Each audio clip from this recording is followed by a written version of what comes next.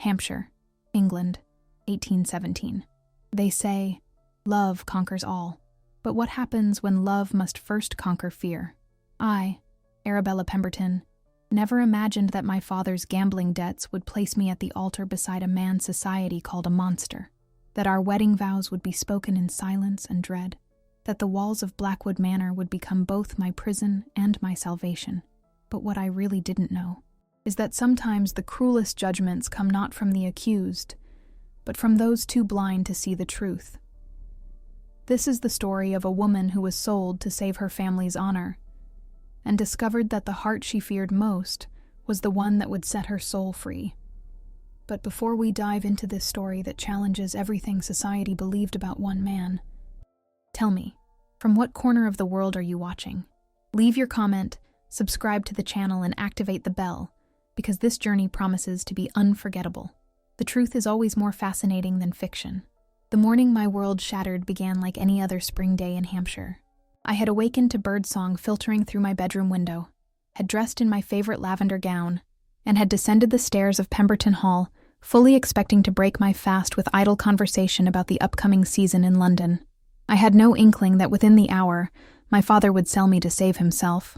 But I suppose I should have seen the signs, the creditors who had begun appearing at our door with increasing frequency, the way my mother's hands trembled when she poured tea, the dark circles beneath my father's eyes that no amount of sleep could erase.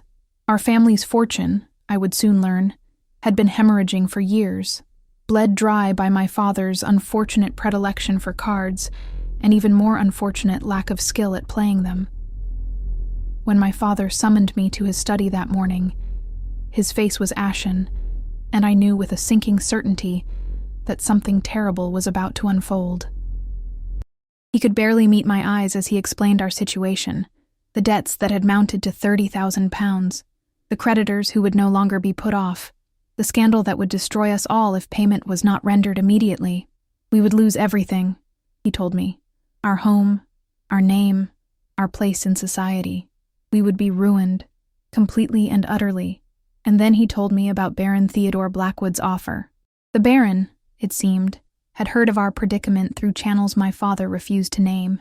He had extended an offer of the most mercenary kind. He would pay every debt, restore our family to financial stability, and ask for only one thing in return: my hand in marriage. I remember laughing at first, a sharp, brittle sound that echoed strangely in the wood-paneled study. Surely my father was jesting. Surely he could not mean that I was to marry the Baron Blackwood, the most notorious figure in all of England. But my father's expression remained grave, and I understood with creeping horror that he was entirely serious.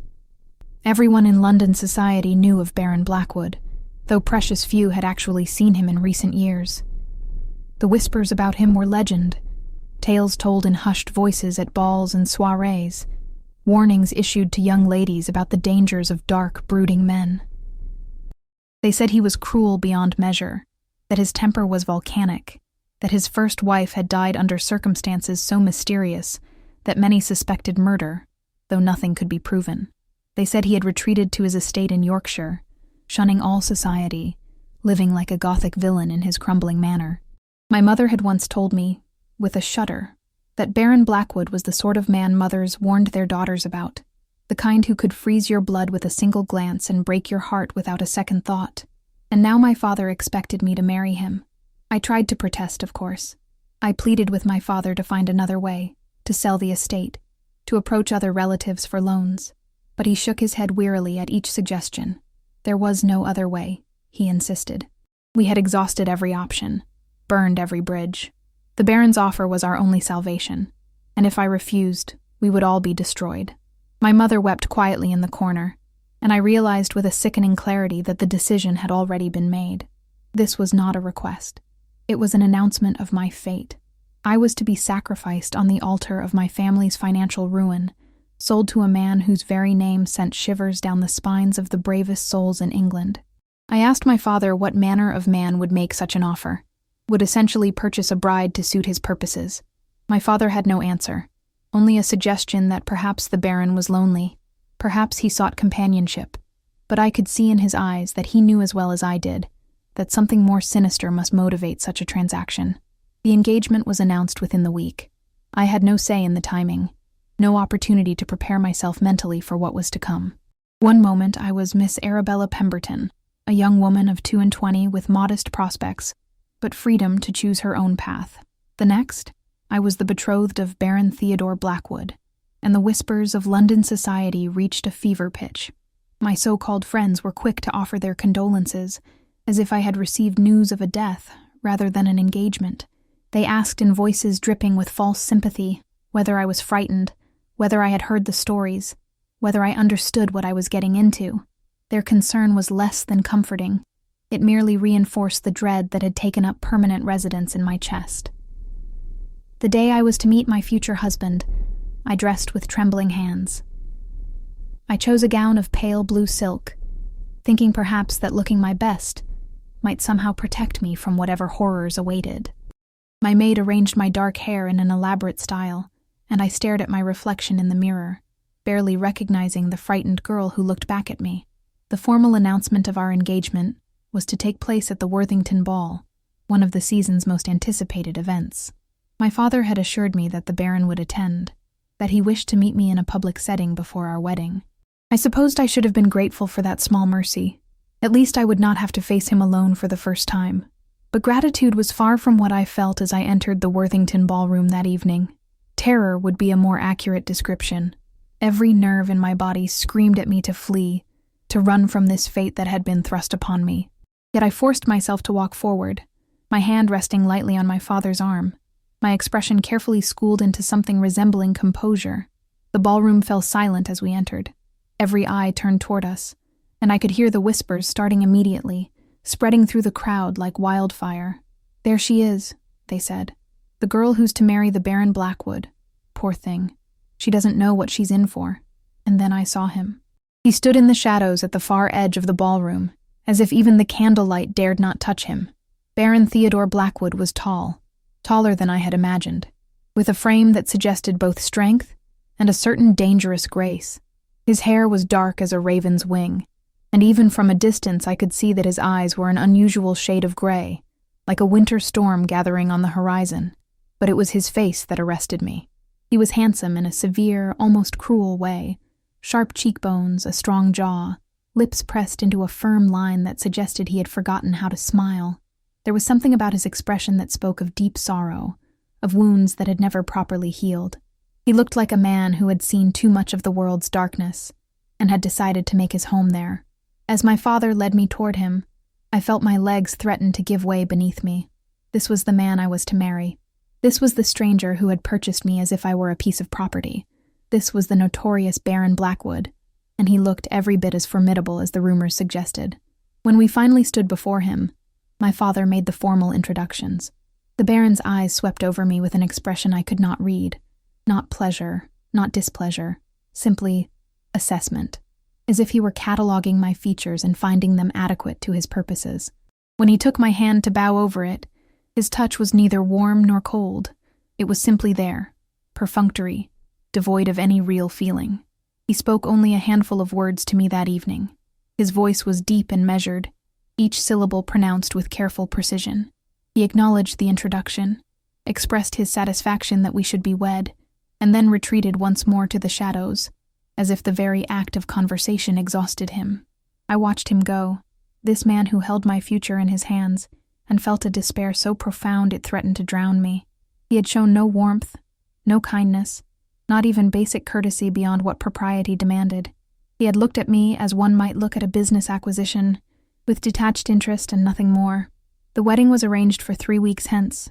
My mother attempted to make it a joyful occasion, fussing over my dress and the flowers and all the minutiae that typically accompany such events. But we both knew the truth. This was not a celebration of love, but a transaction, pure and simple. My father's debts would be paid, our family's reputation would be salvaged, and I would become the Baroness Blackwood, wife to a man who terrified me. The night before my wedding, I lay awake in my childhood bed, staring at the ceiling and wondering what my life was about to become. Would the Baron be cruel to me? Would he expect me to simply exist in his home like a piece of furniture, silent and decorative? Would I spend the rest of my days in that Gothic manor in Yorkshire, cut off from everything and everyone I had ever known? I had no answers, only questions that multiplied in the darkness. And beneath it all was a fear so visceral it made my stomach turn. The fear that I was about to bind myself to a man incapable of love, incapable of kindness, incapable of seeing me as anything more than a means to an end. The wedding itself was a blur. I wore white, as tradition demanded, though it felt more like a shroud than a bridal gown.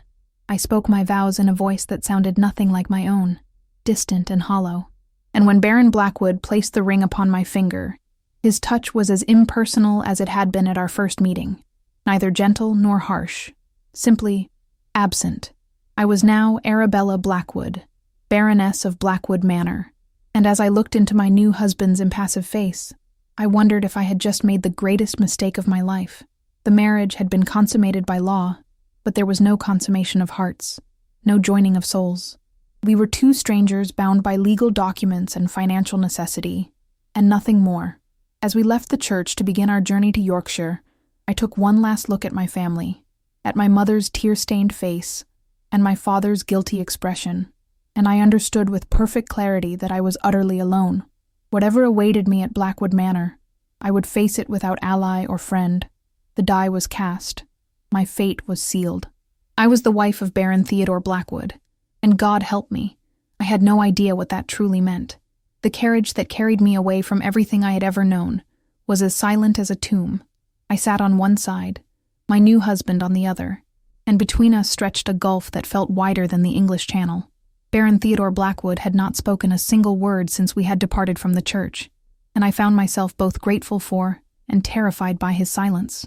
I stole glances at him when I thought he would not notice, trying to discern something, anything, about the man I had just married. He sat with perfect posture, his gaze fixed on the landscape rolling past the window, his expression as unreadable as a closed book.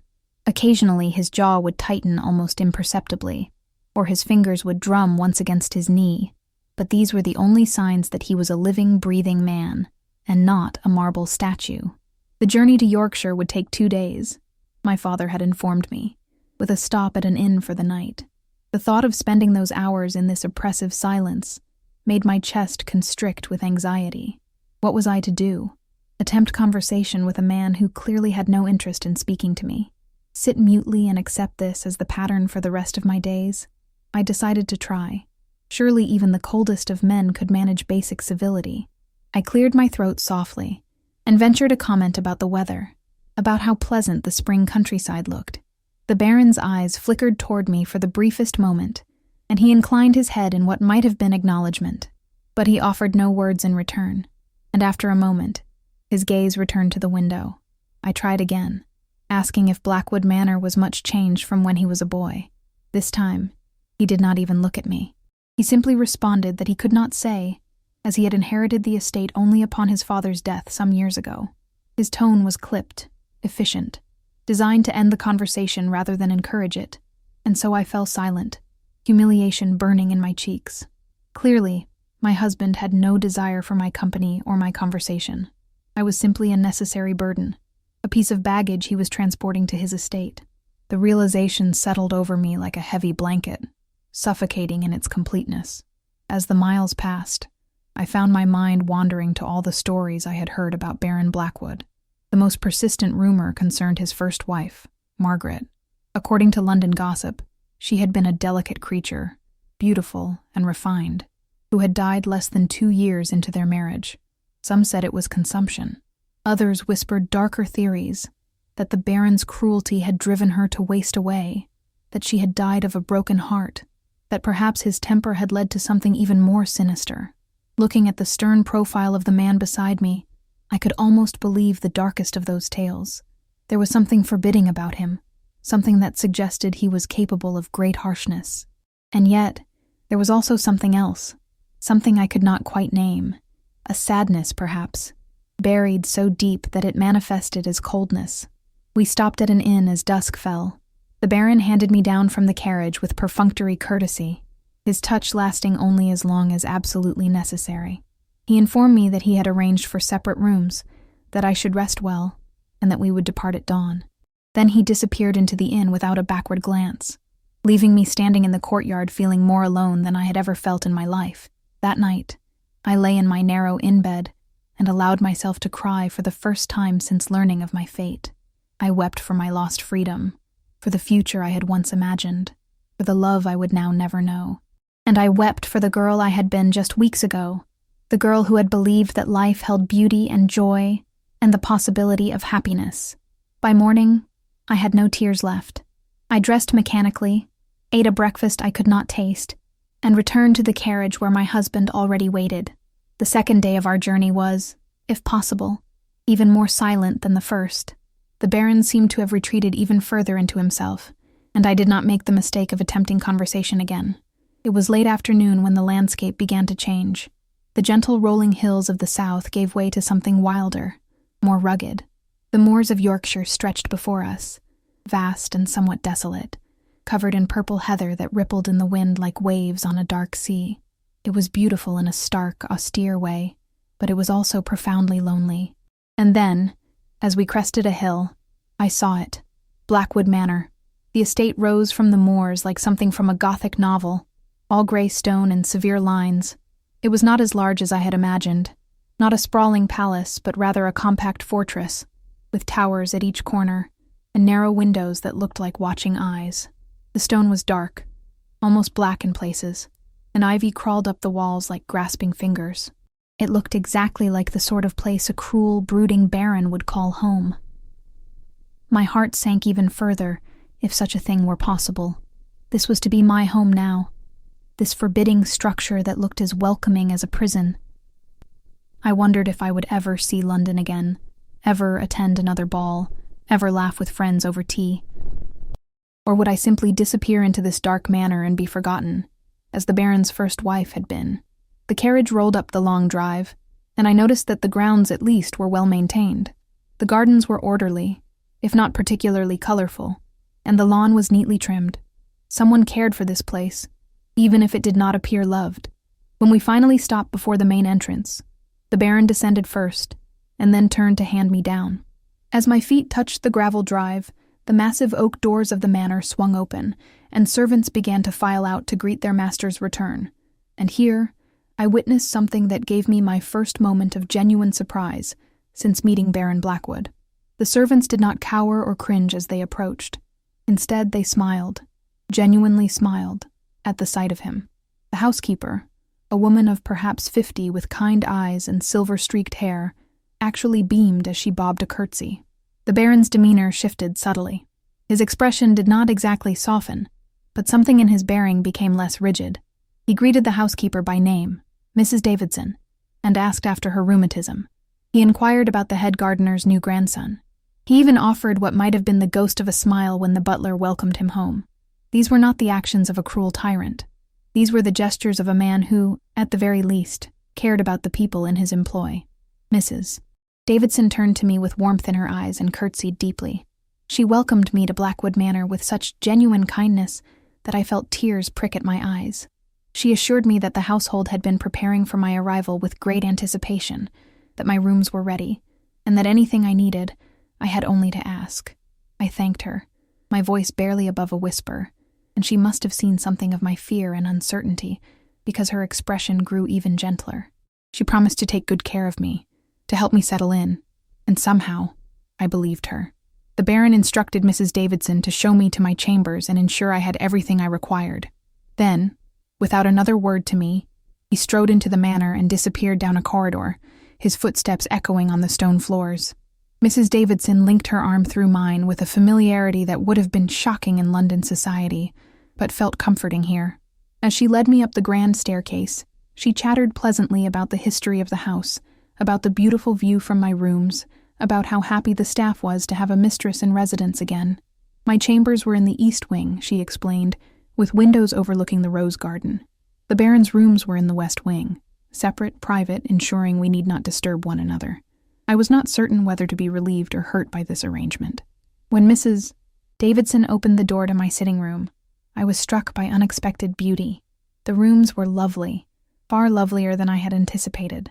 The walls were papered in a soft cream with delicate floral patterns. The furniture was elegant without being ostentatious. Fresh flowers stood in vases on every surface, and a fire crackled welcomingly in the hearth. These were rooms prepared with care. with thought for the comfort of their occupant. Mrs. Davidson showed me the bedroom beyond, with its four-poster bed dressed in linens so fine they felt like silk, and the dressing room where my meager belongings had already been unpacked and arranged. She pointed out the bell pull I could use to summon a maid, the writing desk stocked with paper and ink, the bookshelf waiting to be filled with volumes from the library. As she prepared to leave me to rest and refresh myself before dinner, I found myself asking a question I had not intended to voice. I asked her what the Baron had been like before his first wife's death, before he had retreated from society. Mrs. Davidson's expression grew sad, but also thoughtful. She told me that Master Theodore, as she still called him, had been a different man in his youth, lighter, quicker to smile, possessed of a sharp wit and a generous heart. His marriage to Lady Margaret had been a love match, rare in their circles, and they had been genuinely happy. But Lady Margaret had fallen ill, Mrs. Davidson continued, and the consumption had taken her slowly, painfully. The Baron had nursed her himself, had refused to leave her side, had read to her every evening until she was too weak even to listen. When she finally passed, something in him had broken.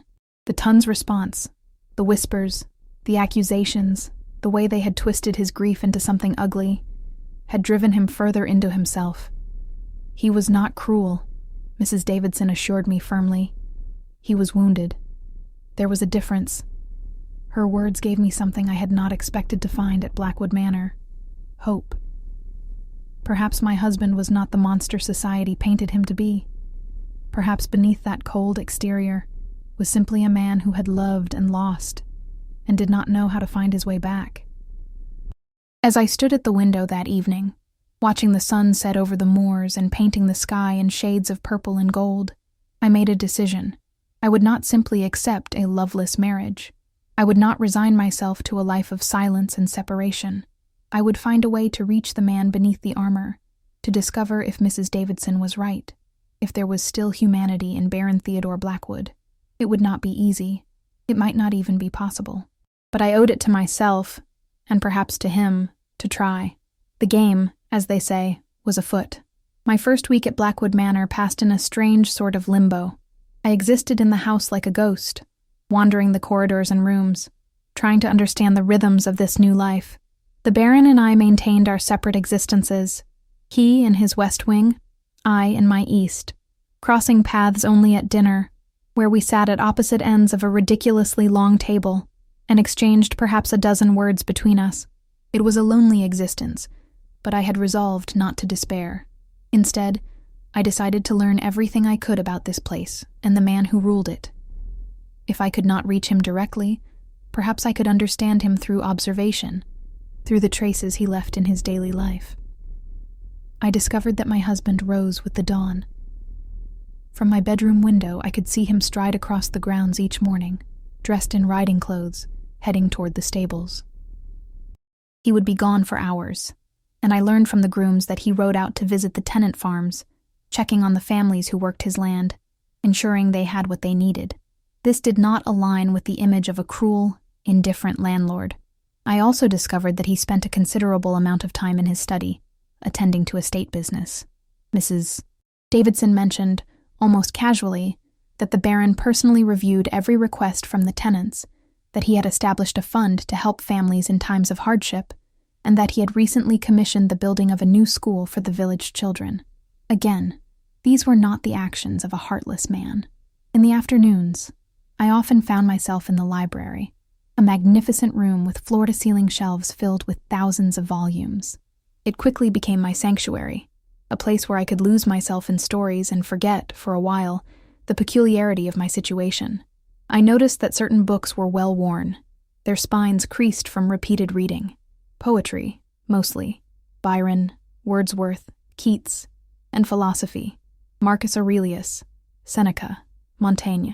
These were the books of a thoughtful man, a man who grappled with questions of meaning and morality, not the reading material of a monster. But the most surprising discovery came on my 8th morning at Blackwood Manor. I had risen early, unable to sleep, and decided to walk in the gardens. The morning was gloriously beautiful, with mist rising from the moors, and the sun just beginning to paint the sky in shades of pink and gold. I wandered through the rose garden, still in my dressing gown with a shawl wrapped around my shoulders, breathing in the fresh Yorkshire air and trying to quiet my restless thoughts. That was when I heard it, a voice, low and gentle, speaking in soothing tones. Curious, I followed the sound around a hedge and stopped short at what I saw. The Baron knelt in the grass, still in his riding clothes from his morning rounds, and in his large hands he cradled something small and delicate. As I drew closer, moving as quietly as I could, I realized it was a bird, a small sparrow with what appeared to be an injured wing. And Theodore, for in that moment I could not think of him as the cold Baron Blackwood, was speaking to it with a tenderness that made my heart ache. He told the tiny creature that it would be well, that he would see to its care, that it need not be frightened. His voice was nothing like the clipped, formal tone he used with me. It was warm, almost musical, filled with a compassion I had not imagined he possessed. I must have made some small sound, a gasp, perhaps, or the rustle of my shawl, because his head snapped up and his eyes locked with mine. For a moment, we simply stared at each other, frozen in that dawn-lit garden. I saw a flash of something in his expression, surprise certainly, but also vulnerability, as if I had discovered a secret he had not meant to share. Then the walls came back up. His expression shuddered, his jaw tightened, and he rose to his feet with the bird still cupped carefully in his hands. I found my voice, though it came out softer than I intended. I asked if the bird was badly hurt, if there was anything I could do to help. He seemed taken aback by the question, as if he had expected criticism or mockery rather than concern. For a long moment, he simply looked at me, those storm-gray eyes searching my face for something I could not name. Then, in a voice that was almost gentle, he explained that the wing appeared to be broken, but that he had some experience with such injuries. He had a small aviary, he said, where he kept injured birds until they were well enough to be released. An aviary. Baron Theodore Blackwood, the man rumored to be cruel and heartless, maintained an aviary for injured birds. I asked if I might see it, and again, he looked surprised. But after a moment's hesitation, he nodded and gestured for me to follow him. The aviary was in a sunny corner of the garden, a beautiful structure of glass and delicate ironwork. Inside, I could see several birds, a robin, 2 finches, another sparrow, and what appeared to be a small owl. They chirped and fluttered as we approached, clearly accustomed to their caretaker's presence. I watched as Theodore carefully set the injured sparrow in a small cage lined with soft cloth, as he gently examined the wing and fashioned a tiny splint from thin strips of wood and soft bandages.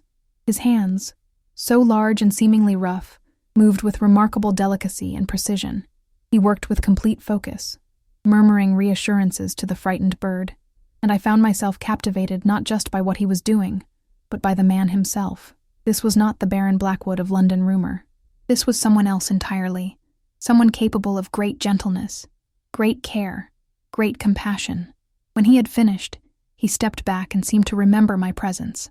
He turned to me, and for the first time since our wedding, he truly looked at me, not through me, not past me, but at me, and I saw in his eyes a question, a hesitation, as if he were trying to decide whether he could trust me with this glimpse of his true self. I told him, with complete sincerity, that what he had done was kind, that the aviary was lovely, and that I thought it wonderful that he cared for these small, helpless creatures. Something shifted in his expression then, not quite a smile, but a softening, a barely perceptible lowering of his guard. He explained that he had always had an affinity for birds, that he found their resilience remarkable, how they could be broken, and yet, with proper care, fly again. There was something in the way he said it, a weight to the words, that made me wonder if he was speaking of more than just birds. Was he thinking of himself, of his own broken heart, his own need for healing? I ventured a question, asking if this was a hobby from his childhood, and to my surprise, he answered me, really answered me, not with clipped formality, but with something approaching actual conversation. He told me that his father had considered it foolish, unbecoming of a future baron, but his mother had encouraged it, had helped him build his first aviary when he was just a boy. She had understood, he said with a touch of sadness, that caring for fragile things taught one to be gentle, to be patient, to understand that not all strength was displayed through force. His mother had died when he was 15, he added quietly, and after that, His father had destroyed the aviary, but when Theodore had inherited the estate, one of his first acts had been to rebuild it. As he spoke, I saw glimpses of the man Mrs. Davidson had described, the lighter, kinder version of Theodore Blackwood that had existed before grief and judgment had hardened him, and I found myself wanting desperately to know more, to understand the journey that had led him from that boy with the aviary to the isolated man before me. I asked very carefully if he had shared this interest with his first wife, with Margaret. The question was perhaps too bold, too personal, but I needed to know.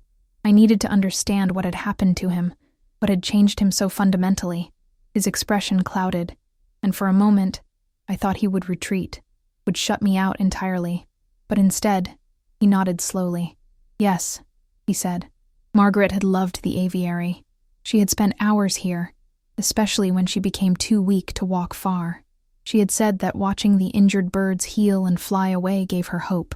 His voice broke ever so slightly on the last word, and I saw the grief that still lived in him, raw and unhealed even after all these years. I did something then that I had not planned, that came from pure instinct rather than thought. I reached out and placed my hand gently on his arm. I told him that I was sorry, that losing someone so loved must be a pain beyond imagining. He looked down at my hand on his arm as if it were some foreign object, something he could not quite comprehend. When he raised his eyes to mine, I saw a tumult of emotions there: surprise, confusion, and beneath it all, a loneliness so profound it made my heart ache. For a long moment, we stood there in the morning light, my hand on his arm, his eyes locked with mine, and I felt for the first time a connection between us, tenuous and fragile as a spider's web, but real nonetheless. Then, very gently, he placed his hand over mine. The gesture was brief, lasting only a heartbeat, but it was the first time he had touched me with anything resembling tenderness. When he withdrew his hand and stepped back, there was a new wariness in his expression, as if he had revealed too much and was already regretting it. He informed me, in a voice that tried and failed to return to its usual formality, that breakfast would be served soon, and that I should not catch a chill in my dressing gown. Then he turned and walked away, his pace just slightly faster than normal, as if he were fleeing. But I did not feel discouraged by his retreat. Instead, I felt something I had not felt since arriving at Blackwood Manor: hope, because I had seen behind the armor, if only for a moment. I had glimpsed the man Theodore Blackwood truly was, the man he kept hidden from the world, and perhaps even from himself. He was not cruel. He was not heartless. He was simply broken, just like the birds in his aviary. And broken things, as he had said, could heal. With proper care, they could fly again. As I walked back to the house, the morning sun warming my face, I made a new resolution. I would not give up on this marriage, would not resign myself to a life of cordial distance. I would find a way to reach him, to break through those walls he had built so carefully around his heart. I did not know if I could succeed. I did not know if he would let me, but I knew, with a certainty that surprised me, that I had to try. After all, I was beginning to suspect that beneath his cold exterior, Baron Theodore Blackwood was a man worth knowing, perhaps even a man worth loving. The days following my discovery of Theodore's aviary brought subtle changes to our interactions. He no longer avoided my gaze quite so assiduously at dinner. Once he even asked if I'd found the library to my liking, and we managed a brief conversation about poetry that did not feel entirely stilted. They were small steps, perhaps, but they felt monumental given where we had started. I began to see more of him around the manor. Sometimes I would glimpse him in the morning, returning from his rides to the tenant farms. Other times, I would see him in the gardens, checking on his birds or simply standing among the roses, lost in thought. He never acknowledged my presence during these moments, but neither did he flee when he noticed me watching. It was a delicate dance we were performing, circling each other like wary strangers, trying to determine if trust might be possible. And then came the storm. I had always been frightened of thunderstorms, ever since I was a small child. There was something about the violence of them, the way the sky would split open with light and sound, that struck a primal terror in my heart. My mother used to hold me during storms, singing softly until the thunder passed, but my mother was not here now, and the storm that rolled in over the Yorkshire moors that evening was unlike any I had experienced before. It began at dinner. We were seated at our usual positions at opposite ends of the absurdly long table when the first rumble of thunder echoed in the distance. I felt my muscles tense involuntarily, my fingers tightening on my fork. Theodore glanced up from his meal, his eyes flickering to the windows where we could see dark clouds gathering on the horizon. He mentioned, almost conversationally, that storms on the moors could be quite dramatic, but that the manor was solid and had weathered far worse over the centuries. I thought I detected a note of reassurance in his voice, but I could not be certain. By the time dinner concluded, the storm was upon us in earnest. Rain lashed against the windows, and the wind howled around the corners of the manor like a living thing. I bid Theodore good night with a calmness I did not feel, and retreated to my chambers, hoping that if I buried myself under the covers and willed myself to sleep, I might escape the worst of it. But sleep would not come. Instead, I lay rigid in my bed as the storm intensified. Lightning illuminated my room in brief, harsh flashes, and the thunder that followed shook the very foundations of the house. Each crack and boom sent my heart racing faster, until I thought it might burst from my chest. I tried to be rational, to remind myself that I was safe, that the storm could not harm me here. But rationality had no power over the fear that gripped me, a fear that had its roots in childhood and had never fully released its hold. When a particularly violent crash of thunder seemed to split the sky directly overhead, I could bear it no longer. I threw back the covers and fled my room without thought or plan, driven only by the desperate need to not be alone. The manor was dark, illuminated only by the periodic flashes of lightning that sent shadows dancing grotesquely across the walls. I ran through the corridors in my nightgown and wrapper, my bare feet silent on the cold floors, tears streaming down my face. I did not know where I was going, only that I had to escape the terrible solitude of my chambers. I found myself in the library, drawn there perhaps by the memory of the peaceful hours I had spent among the books. I burst through the doors, gasping for breath, my whole body trembling, and stopped short. Theodore was there. He sat in a large leather chair near the fireplace, still dressed in his evening clothes, a book open on his lap.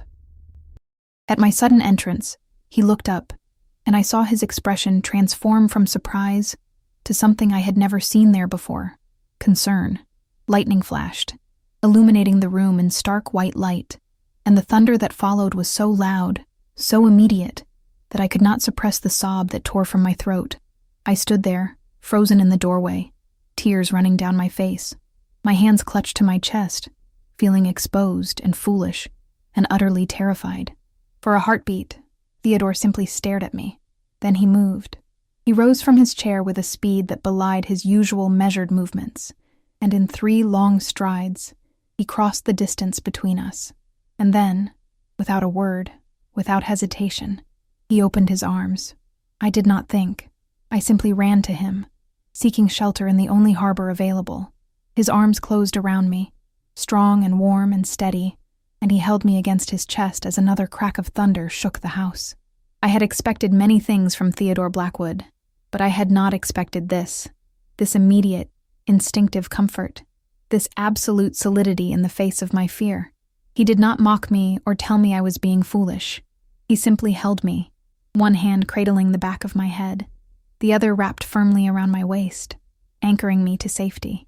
He murmured something above my head, words I could not quite make out over the sound of the storm and my own racing heartbeat, but the tone was gentle, soothing.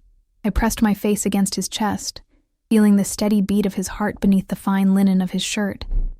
And slowly, infinitesimally, my terror began to recede. We stood like that for what might have been minutes or hours. I had lost all sense of time. The storm raged on outside, but within the circle of Theodore's arms, I felt a safety I had not known in weeks. Perhaps a traitorous part of my mind whispered, I had not felt this safe in years. Gradually, my breathing steadied, my trembling eased. I became aware of other things, the scent of him, something like sandalwood and rain, the warmth of his body against mine, the way his hand had begun to move in slow, comforting strokes through my hair. I lifted my head from his chest and looked up at him. His face was closer than I had ever seen it, and in the firelight, I could see details I had missed before, the faint lines at the corners of his eyes, the small scar on his jaw, the way his hair fell across his forehead when it was not perfectly combed back. But it was his eyes that captured me. Those storm-gray eyes that were usually so shuttered, so carefully blank, were now filled with an emotion so intense it took my breath away. There was concern there, yes, but also something deeper, a tenderness, a longing, a desperate need that mirrored something I was only beginning to recognize in myself. I should have stepped back. Propriety demanded it, but I could not move, could not tear my gaze from his. The world had narrowed to just the two of us, standing in this library while the storm raged outside, and nothing else seemed to matter. I found my voice, though it came out as barely more than a whisper. I apologized for disturbing him, for my childish fear of storms. I began to explain how I had been frightened of thunder since I was young, how my mother used to comfort me, but my words trailed off because he was looking at me with such intensity that speech became impossible. He said my name then, not Lady Blackwood, not Baroness, but Arabella. It was the first time I had heard my given name on his lips, and the sound of it, spoken in his deep voice with such gentleness, made something in my chest crack open. He told me, his voice rough with emotion, that there was no need to apologize, that fear was not something to be ashamed of. He confessed that he too had his fears, not of storms perhaps, but of other things, of loneliness, of being misunderstood, of never being truly known. The vulnerability in his words stunned me. This was the man who had seemed so impenetrable, so utterly in control of himself and his emotions, and yet here he was, revealing depths I had only suspected existed. Another flash of lightning, another roll of thunder. But this time I barely flinched because Theodore's arms tightened around me, and I knew with absolute certainty that I was safe. I told him, with a courage I had not known I possessed, that I wanted to know him, truly know him. I confessed that I had been trying to understand him, to see past the walls he had built. Something shifted in his expression then, a crack in the armor that had protected him for so long. He told me things I had only guessed at, giving voice to the pain he had carried in silence. He spoke of Margaret, of how they had loved each other with a passion that society found unseemly, how he had nursed her through her final illness with a devotion that the Tun had twisted into something dark. He described how they had whispered that a real gentleman would have left such care to servants, that his grief at her death was excessive, unmanly, how they had turned his love into scandal, his mourning into mystery. The accusations had driven him here, he said, to Blackwood Manor, where he could grieve without judgment. But somewhere along the way, grief had hardened into isolation, and isolation into the cold facade that everyone now believed was his true nature. He looked at me with such raw honesty that my heart ached. He admitted that he had not wanted another wife, had not wanted to risk his heart again, but his family's estate required an heir, and duty had demanded he marry. He had chosen me, he confessed, because my family's desperation meant I would not expect love, would not demand more than he thought he could give. The words should have hurt, but instead, they freed something inside me, because I understood now. He had not been cruel or indifferent. He had been protecting himself, armoring his heart against another devastating loss. I told him then that I had been frightened of him at first, terrified by the rumors and his cold demeanor, but I had begun to see the truth, in the way the servants loved him, in the care he gave to injured birds, in the small kindnesses I had witnessed when he thought no one was watching. I confessed that I no longer feared him. Instead, I feared only that he would never let me close enough to truly know him. My words seemed to break something in him. His hand came up to cut my face, his thumb brushing away a tear I had not realized had fallen. He whispered that he did not know how to do this, how to open his heart again, how to risk the kind of pain that had nearly destroyed him once before. But even as he spoke of his fear, I could see the longing in his eyes, the desperate need for connection that he had denied himself for so long. I understood in that moment that we were both terrified, he of loving again, I of never being loved at all. And yet here we stood, drawn together by something neither of us could fully name or control. The storm outside seemed to echo the tumult in my own heart. I told him, my voice barely audible over the rain and thunder, that I did not need him to have all the answers. I only needed him to try, to let me in, to give us a chance at something real. His eyes searched mine, and I could see the war waging within him, the desire to protect himself battling with the desire to reach for the connection we both craved. and then, slowly, as if afraid I might shatter under his touch, he lowered his head toward mine. I had been kissed before, chased proper kisses from suitors during my failed season in London, but nothing had prepared me for this. Theodore's lips met mine with a gentleness that belied the intensity of the emotion I could feel thrumming through him. It was a tentative kiss, almost questioning, as if he were asking permission even as he claimed what was rightfully his as my husband. I answered by rising on my toes, by threading my fingers through his hair, by opening myself to him in every way I could, and with my response, something in him unleashed. The kiss deepened, became more urgent, more passionate. His arms tightened around me, pulling me impossibly closer, and I felt the full force of the desire he had kept so carefully contained. It was not just a kiss, it was a revelation, a promise, a joining of two souls that had been lonely for far too long. I felt his heart beneath my palms, beating as wildly as my own. I tasted the salt of tears on our lips. Whether his or mine, I could not say.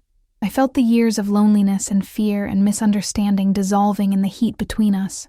When we finally broke apart, both breathless, his forehead came to rest against mine. Thunder rumbled in the distance, but I barely heard it. All I could focus on was Theodore, his ragged breathing, his hands trembling slightly where they held me, the wonder and fear and hope warring in his eyes.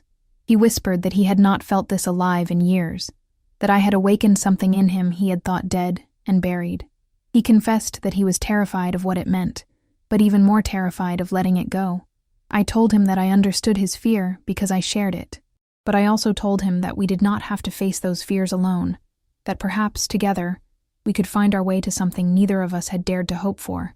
Another kiss, softer this time, sealing the tentative promise we were making to each other.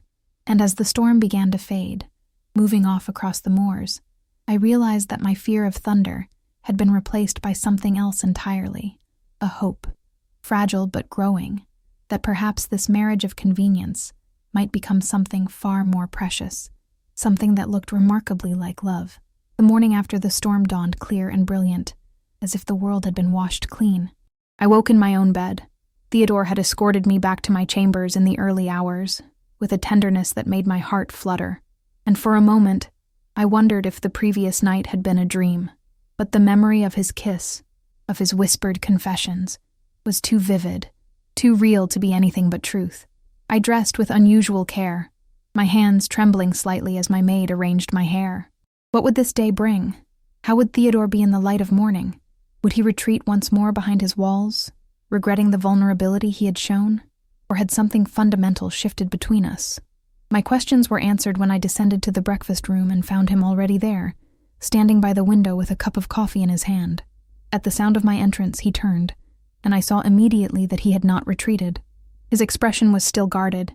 Years of self-protection could not be undone in a single night, but there was a warmth in his eyes that had not been there before. He greeted me by name, Arabella, not Lady Blackwood, and asked if I had slept well. The simple courtesy, spoken in that deep voice that had whispered such intimate things just hours ago, made color rise to my cheeks. I confessed that I had slept remarkably well considering. He understood my meaning immediately, and something that might have been a smile, an actual smile, flickered at the corners of his mouth. He asked, with a formality that was belied by the gentleness in his tone, if I would join him for breakfast. Not at opposite ends of that ridiculous table, but at the smaller table near the window where the morning sun streamed in. It was a small thing, perhaps, but it felt momentous. We sat across from each other, close enough to converse properly, and shared a meal in something approaching companionable silence. Occasionally, our eyes would meet, and I would see in his gaze a reflection of my own wonder at this fragile new thing growing between us. After breakfast, Theodore did something entirely unexpected. He asked if I would like to accompany him on his morning rounds of the estate. It was, he explained, something he did daily, checking on the tenant farms, ensuring all was well after the storm. He had always done it alone, but perhaps if I was interested, I might join him. The invitation was delivered with an uncertainty that touched me deeply. This man, who commanded such respect and even fear in London society, was nervous about asking me to spend time with him. How could I refuse? We rode out together across the moors, and I discovered yet another side of Theodore Blackwood. With the tenants, he was patient and attentive, listening to their concerns, offering practical solutions to their problems. He knew each family by name, knew the ages of their children, remembered details from previous conversations. One farmer mentioned that his roof had been damaged in the storm, and Theodore immediately promised to send workers to repair it. A young mother worried about her sick child, and Theodore assured her he would have the physician visit that very day. These were not the actions of a cruel landlord. These were the actions of a man who genuinely cared for those under his protection. And I began to understand something crucial. Theodore had poured all the love he was afraid to give another person into caring for his tenants, his servants, his injured birds. It was safer, perhaps, than risking his heart again. But it also spoke to the depth of compassion that lived within him, waiting to be fully awakened. As we rode back to the manor, Theodore began to talk more freely than he ever had before. He spoke of his vision for the estate, of improvements he wanted to make, of his hope that the school he had established would give the village children opportunities his own generation had not had. And he asked for my thoughts, genuinely interested in my opinions. I found myself sharing ideas I had not known I possessed. Suggestions for a lending library, thoughts on expanding the school's curriculum, observations about the needs I had noticed during our rounds. And Theodore listened, really listened, considering each point carefully. In the days that followed, a new pattern emerged. We began to spend our mornings together, sometimes riding out to the tenant farms, sometimes walking in the gardens, sometimes simply sitting in the library reading while the rain pattered against the windows. Theodore shared more of himself each day, piece by carefully offered piece. He showed me the estate's account books, explaining his management philosophy, seeking my input on decisions. He took me to the aviary each morning, and I learned to help him care for the injured birds. His hands would brush mine as we worked, and each touch sent warmth spreading through me. In the evenings, we dined together at the small table, and our conversations grew longer, deeper. He told me about his childhood, about the mother who had encouraged his gentler instincts, and the father who had tried to crush them. He spoke of his years at Oxford, of the friends he had once had before society had turned against him. And slowly, I began to see the complete picture of the man he was. Complex, wounded, but fundamentally good. I shared my own stories in return. I told him about growing up as the only daughter in a family teetering on the edge of ruin, about the pressure to marry well, about the dreams I had harbored of finding love rather than mere security. I confessed my fear when I learned I was to marry him, and my surprise at discovering he was nothing like what I had expected. One afternoon, perhaps 2 weeks after the storm, I found Theodore in the music room, a space I had barely explored. He sat at the pianoforte, his fingers moving across the keys with surprising skill, coaxing out a melody of heartbreaking beauty. I stood in the doorway, transfixed. I had not known he played. When the piece concluded, I could not help but applaud softly. He turned, and I saw a flush of embarrassment color his cheeks, an expression so endearing on his usually composed face that it made me smile. He explained that music had been another passion his father had discouraged, deeming it unsuitable for the heir to a barony, but his mother had taught him in secret, and after her death, it had become a way to feel close to her memory. He had not played for anyone in years, he admitted, not since Margaret. The mention of his first wife no longer brought the sharp pain it once had. We had spoken of her several times now, and Theodore had helped me understand that loving her did not prevent him from having room in his heart for another. Love, he had said, was not a finite resource, but something that grew with use.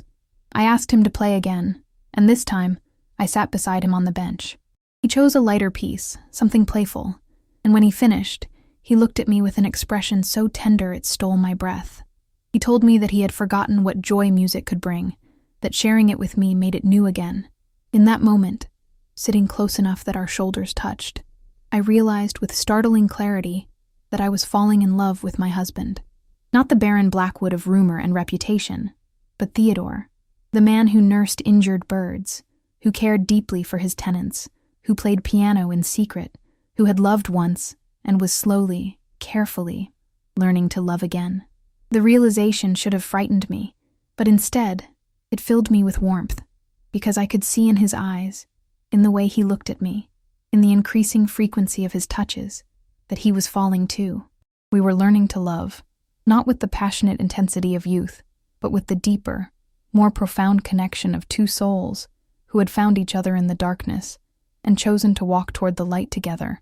One evening, as we sat in the library, he reading poetry aloud while I worked on embroidery, he paused mid-verse.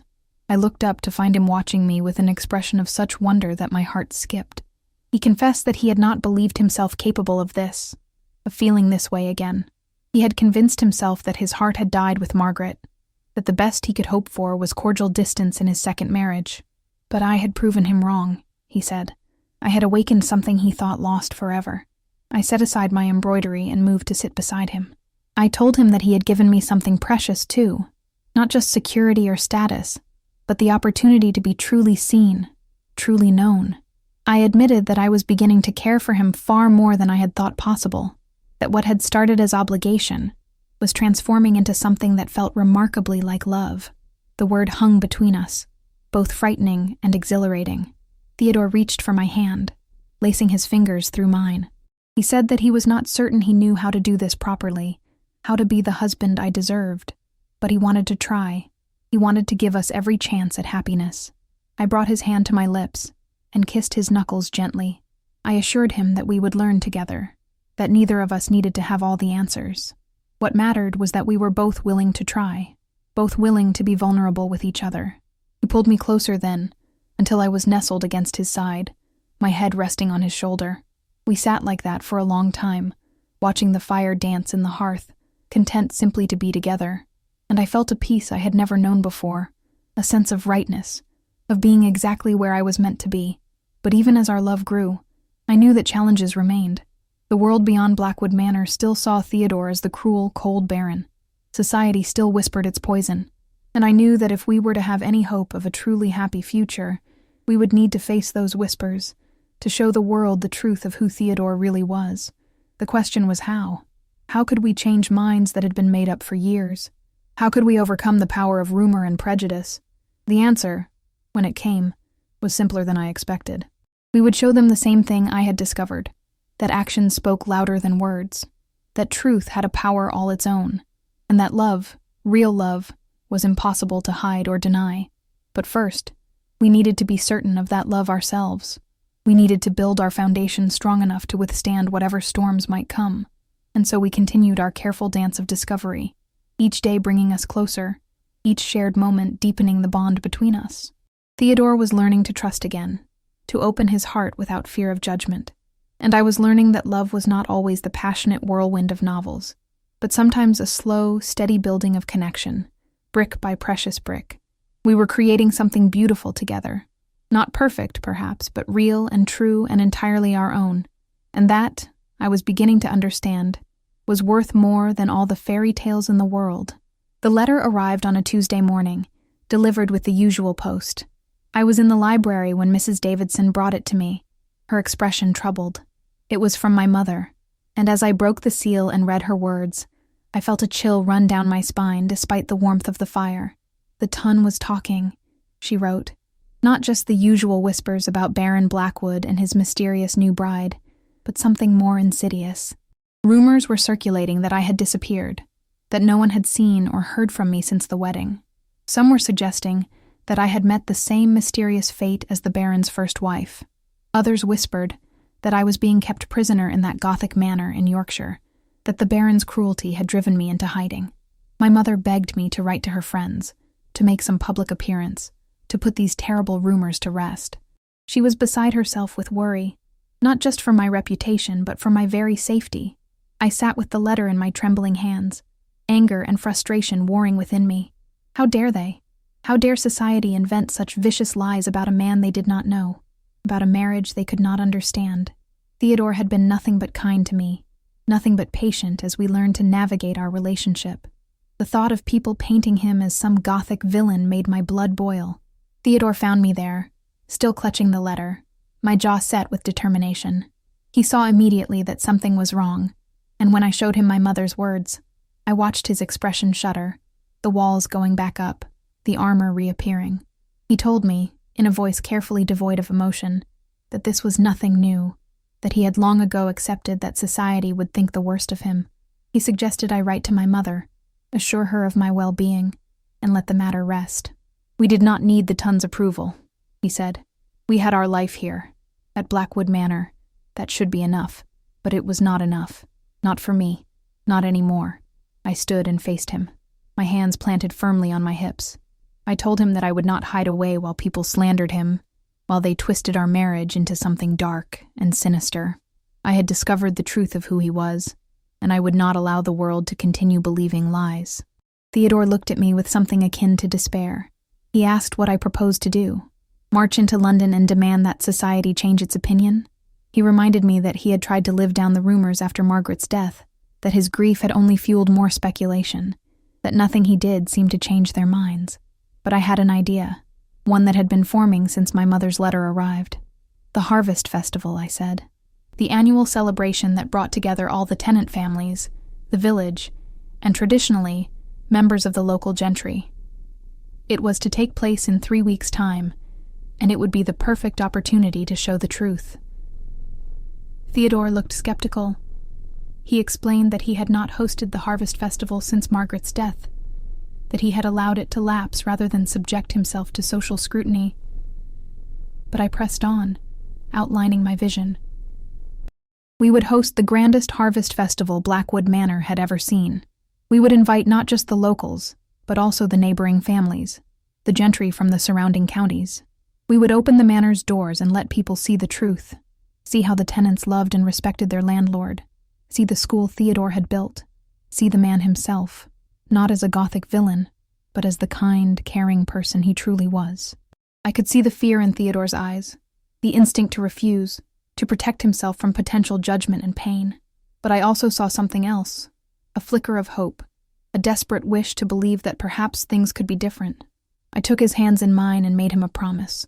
I would stand beside him through it all. I would be his advocate, his defender, his partner. Together, we would show society the truth, and if they chose not to believe it, then we would know we had tried. But I refused to hide, refused to let the whispers continue unchallenged. After a long moment, Theodore nodded. His agreement was reluctant, hesitant, but it was agreement nonetheless. We would host the Harvest Festival. We would face society together. The next 3 weeks were a whirlwind of activity. Mrs. Davidson threw herself into the preparations with enthusiasm, clearly delighted to see the manor come alive again. The servants worked tirelessly, and I could see in their efforts a genuine desire to showcase their master in the best light possible. They loved him, I realized. They wanted the world to see what they already knew. Theodore and I worked side by side, planning every detail. We would have music and dancing, abundant food and drink, games for the children, and a tour of the estate's improvements. The school, the new cottages Theodore had built for elderly tenants, the medical clinic he had established in the village. As the invitations went out, I wrote personal letters to several influential families, including veiled suggestions that perhaps the rumors they had heard about Baron Blackwood did not align with reality. I was careful, diplomatic, but firm. I planted seeds of doubt about the gossip, hoping they might take root. The responses were mixed. Some families accepted immediately, curious perhaps to see the notorious Baron and his new wife. Others declined with transparent excuses, but enough accepted that we would have a respectable showing of local gentry, along with all the tenant families and villagers. In the evenings, as we reviewed the plans, I could see Theodore's anxiety growing. He confessed his fears to me, that people would come only to confirm their prejudices, that they would find fault with everything, that the festival would only provide more fodder for gossip. I soothed him as best I could, reminding him that the people who truly mattered, the tenants, the villagers, those whose lives he touched daily, already knew the truth. Their testimony would speak louder than any rumor. The night before the festival, Theodore could not sleep.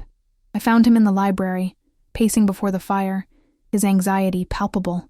I went to him, taking his hands and stilling his restless movement. He told me that he was terrified of disappointing me, of proving that society was right about him after all. What if his coldness returned in the face of judgment? What if he could not be the man I believed him to be? I cupped his face in my hands and made him look at me. I told him that he could never disappoint me, that I knew exactly who he was.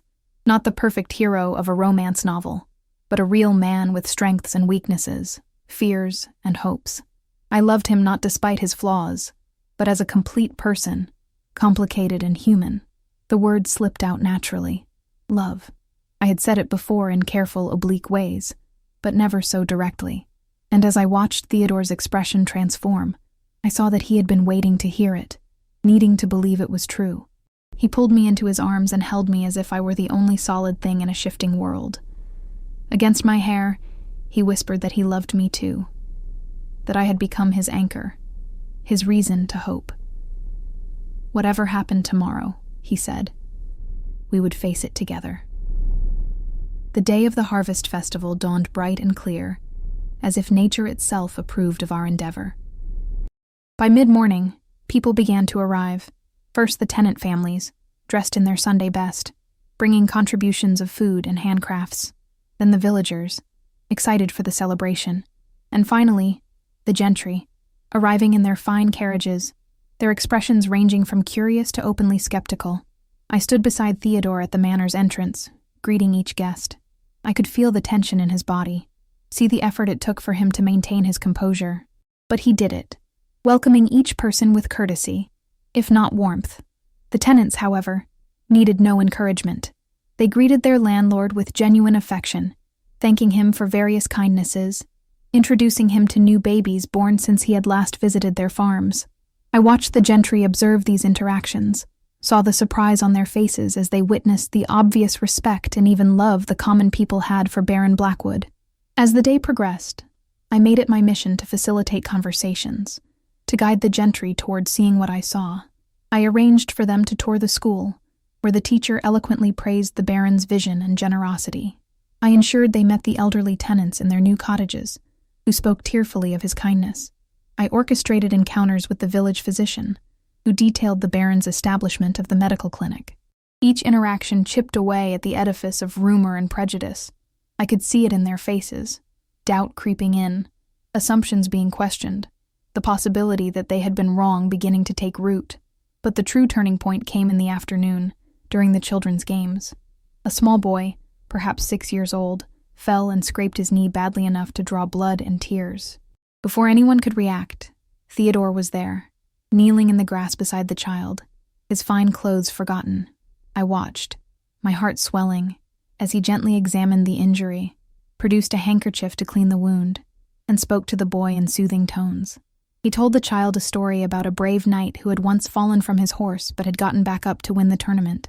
By the end of the tale, the boy was smiling through his tears, and Theodore was carefully bandaging the knee with strips torn from his own handkerchief. The child's mother rushed over, thanking the Baron profusely, but Theodore simply smiled, a genuine warm smile that transformed his entire face, and told her that her son was very brave. He ruffled the boy's hair and sent him off to play, warning him to be more careful. The gentry had watched the entire scene. I saw Lady Hartwell, one of the most influential women in the county, dab at her eyes with her own handkerchief. Lord Pemberton, no relation to my family, remarked loudly that he had never seen such natural kindness from a man of rank. As the day wore on, the tide turned decisively. The music and dancing began, and I convinced Theodore to dance with me. We took to the floor, and I saw heads turn, saw people watch us with new eyes.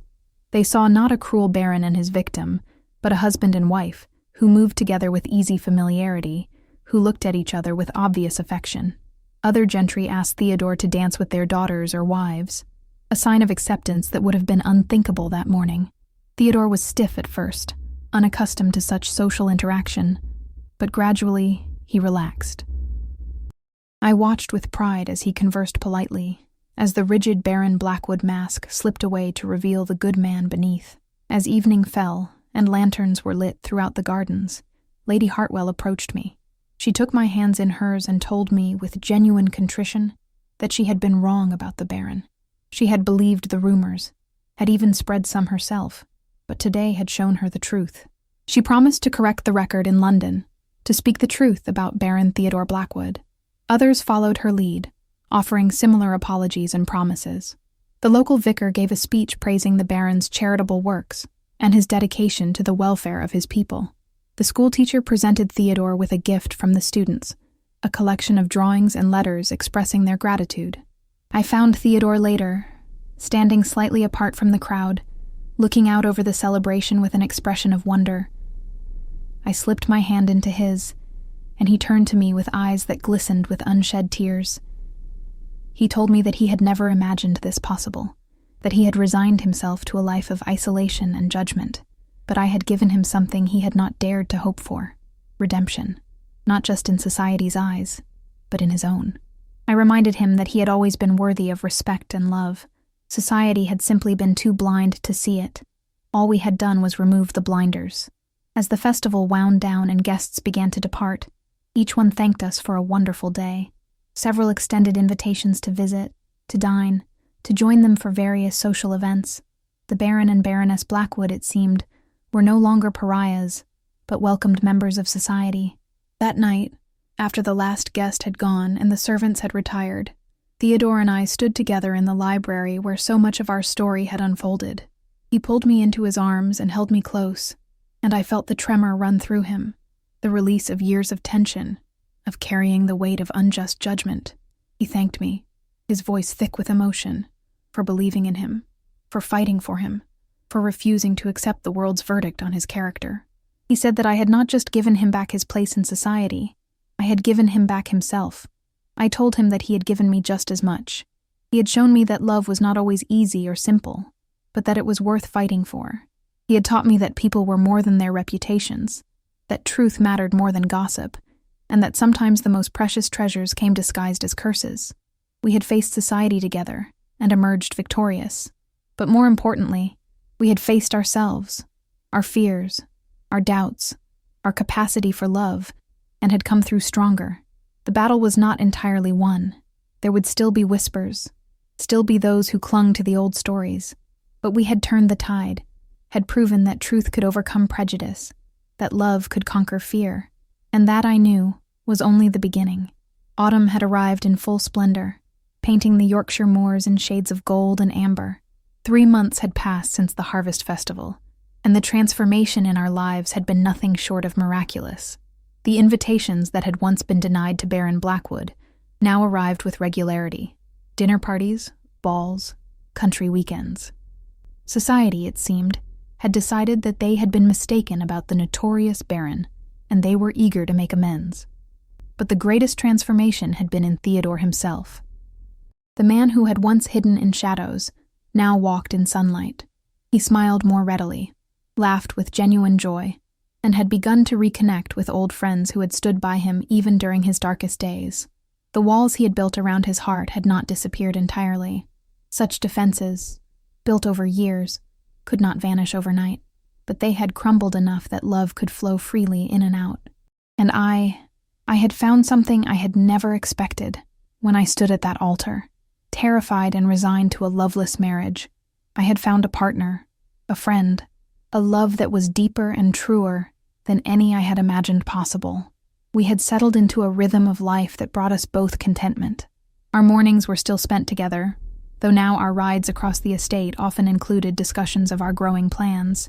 Theodore wished to establish another school in a neighboring village, and I had proposed a lending library for the tenants. Our afternoons were filled with correspondence, estate management, and the occasional social call. Our evenings belonged to us alone, reading together in the library, making music in the music room, or simply sitting before the fire, my head resting on his shoulder, content in the comfortable silence of two people who had nothing left to prove to each other. But there was one piece of news I had been carrying in my heart, waiting for the right moment to share. I had suspected for several weeks, but I had wanted to be certain before speaking. The physician had confirmed it just that morning. I was with child. Theodore and I were going to have a baby. The realization had filled me with a joy so profound, I could scarcely contain it, but it had also brought a touch of anxiety. I knew that Theodore still carried the wound of losing Margaret, still harbored fears about loving too deeply and losing again. How would he receive this news? Would the prospect of fatherhood bring him joy, or would it awaken old terrors?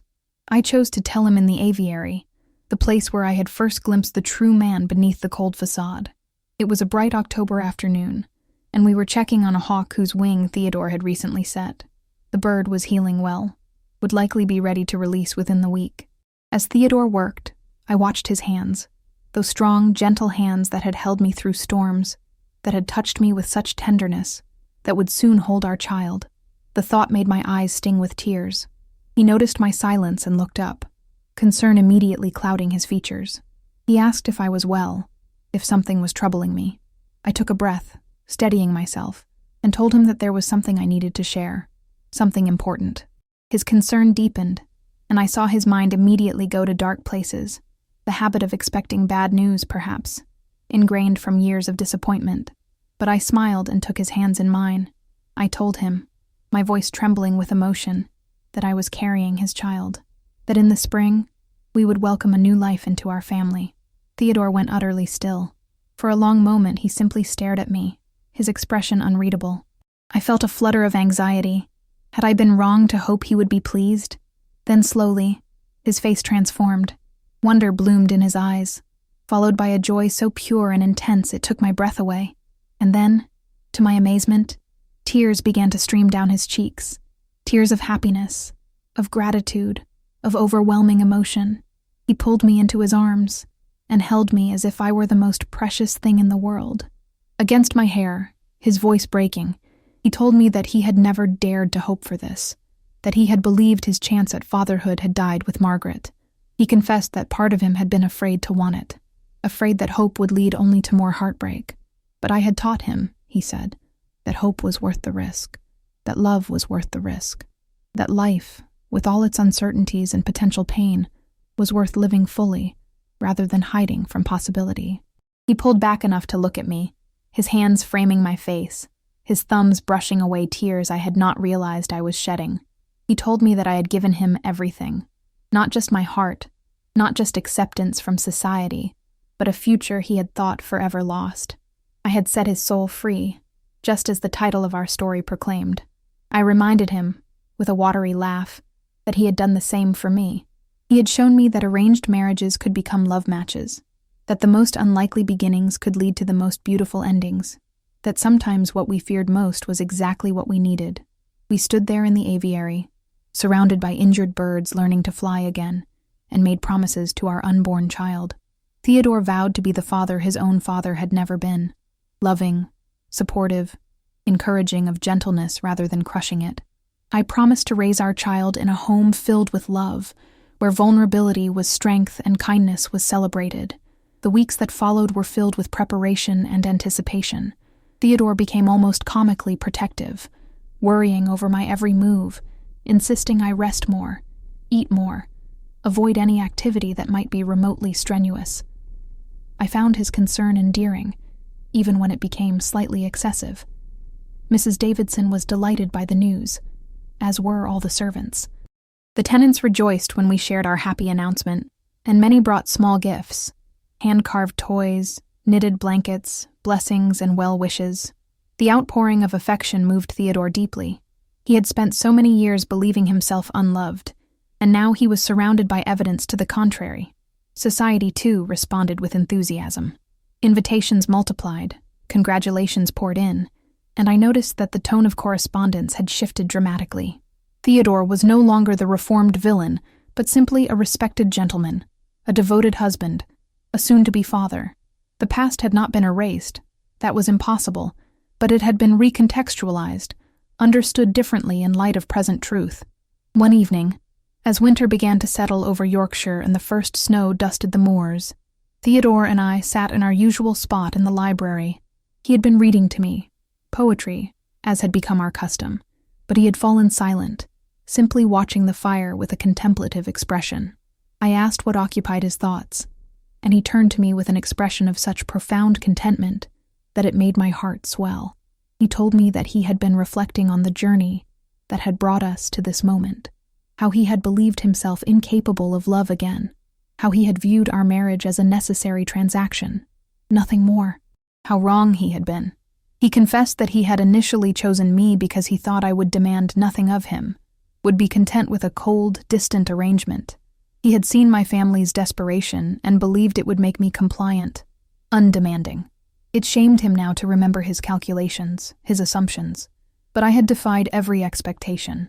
I had refused to accept the barriers he erected, had insisted on seeing him truly, had loved him not, despite his flaws, but as a complete, complicated human being. I had fought for him when he could not fight for himself, had believed in him when he had lost faith in everything. I reached for his hand, lacing my fingers through his. I told him that I understood why he had protected himself, that I held no resentment for his initial coldness. We had both entered this marriage with misconceptions and fears, but we had been willing to look beyond them, to give each other chances, to build something real from unpromising beginnings. That, I said, was the true miracle of our story. Not that we had fallen in love, but that we had chosen to, repeatedly, consciously, in the face of fear and doubt. Theodore brought my hand to his lips, kissing my knuckles with a tenderness that never failed to move me. He told me that he wanted our child to know this story, to understand that love was not always instantaneous or easy, but that it was always worth pursuing. He wanted our son or daughter to grow up believing in the possibility of transformation, of redemption, of second chances. As the months passed and my body changed with the growing life within me, I watched Theodore change too. The last vestiges of the cold, barren Blackwood disappeared entirely, replaced by a man who was warm, engaged, fully present in his life. He spoke openly of his feelings now, shared his hopes and fears without shame. He had learned at last that vulnerability was not weakness, but the foundation of true intimacy. Spring arrived with a burst of new life. The moors bloomed with wildflowers, the birds returned from their winter migrations, and the world seemed to celebrate the approaching arrival of our child. When my time came, Theodore refused to leave my side, despite the midwife's protests that it was not customary for husbands to attend births. He held my hand through the long hours of labor, whispered encouragements, reminded me of my strength. And when our daughter finally entered the world, wailing her indignation at the brightness and cold, it was Theodore who cut the cord, who received her from the midwife with hands that trembled with awe. He placed our daughter in my arms, and we gazed together at the tiny, perfect being we had created. She had his dark hair and my eyes, and when she wrapped her miniature fingers around Theodore's thumb, I saw him fall completely, irrevocably, in love. We named her Margaret Eleanor, Margaret for the wife who had taught Theodore the capacity of his heart, Eleanor for my mother who had worried so fiercely for my happiness. It felt right to honor both women who had shaped our journey to this moment. As I watched Theodore with our daughter in the days that followed, saw him hold her with infinite gentleness, saw him speak to her in soft tones, saw him gaze at her with wonder, I understood that our story had come full circle. The man who had been called cruel had proven himself capable of the most profound tenderness. The marriage that had begun in desperation had become a love story for the ages. One morning, when Margaret Eleanor was perhaps a month old, I found Theodore in the nursery, holding our sleeping daughter and gazing out the window at the Yorkshire moors. I stood in the doorway, watching this moment of private fatherhood, and my heart felt so full, I thought it might burst. He sensed my presence and turned, a smile lighting his face. That smile that had once been so rare and was now so beautifully common. He told me, his voice hushed so as not to wake the baby, that he finally understood what his life had been missing during those dark years after Margaret's death. It was not just love or companionship. It was purpose, hope, a reason to engage fully with the world rather than merely existing in it. I joined him at the window, and we stood together, our daughter sleeping peacefully in his arms, looking out at the estate that had become our sanctuary and our joy. I reflected on how far we had come from that terrifying day when my father had announced my fate. I had thought myself sold into a prison, bound to a monster. Instead, I had found freedom to love authentically, to be fully myself, to build a life of meaning and joy. And Theodore had found freedom too. Freedom from the prison of grief and isolation he had built around himself. Freedom from society's cruel judgments. Freedom to be the man he truly was, without apology or shame. We had set each other free, just as the Baron's kiss had set my soul free on that stormy night in the library. But it was not just one kiss, one moment, that had transformed us. It was 1,000 small choices to be vulnerable, to trust, to love even when love felt dangerous. As autumn returned once more, painting the world in glory, we received a letter from Lady Hartwell. She wrote that London society had completely revised its opinion of Baron Blackwood, that he was now considered one of the most devoted husbands and fathers in England.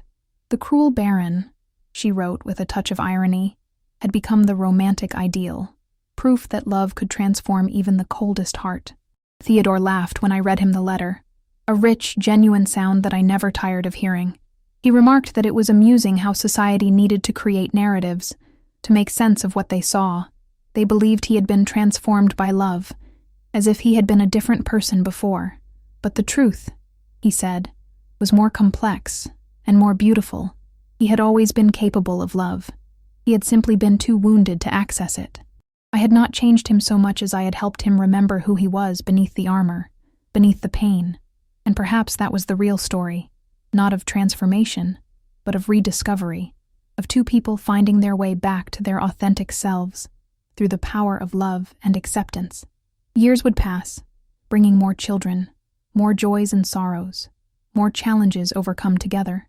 But that first year of our marriage, those months of learning to love and be loved, would always remain precious in our memories, because it was then that we learned the most important truth of all, that cruelty exists not in the hearts of the misunderstood, but in the judgments of those too blind to see past their own prejudices. That love requires courage, the courage to be vulnerable, to trust, to believe in possibility even when experience suggests otherwise.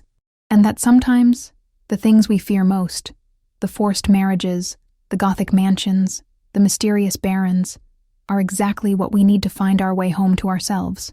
I had been forced to marry a man society called cruel, but that marriage, that man, had set my soul free in ways I could never have imagined. And in freeing me, I had freed him too. We were no longer the desperate girl and the cold baron, but simply Theodore and Arabella, two people who had found each other in the darkness and chosen, day after day, to walk together into the light. That, in the end, was the truest happy ending of all.